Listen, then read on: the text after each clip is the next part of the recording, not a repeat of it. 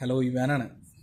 മൂത്രമൊഴിക്കുമ്പോൾ ഉണ്ടാകുന്ന പുകച്ചിൽ, എരിച്ചിൽ, വേദന, ഇതൊക്കെ മാറാൻ എന്താ ചെയ്യേണ്ടത് നോക്കാം.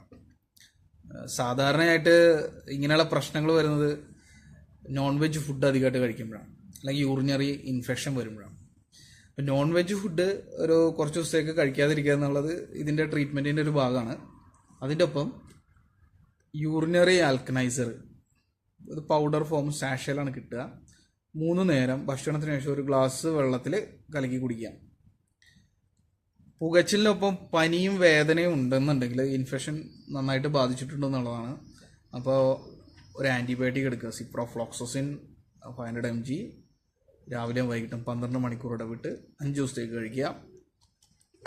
വേദന നന്നായിട്ട് കൂടുതലായിട്ട് ഉണ്ടെങ്കിൽ പാനഡോളോ അതേപോലെ ഡൈക്ലോഫിനാക്കോ ഏതാണെന്ന് ചോദിച്ചാൽ ഏതെങ്കിലും ഒരു പെയിൻ കില്ലർ അതിൻ്റെ കൂടെ എടുക്കാം, പനിക്കും വേദനയ്ക്കും വേണ്ടിയിട്ട്.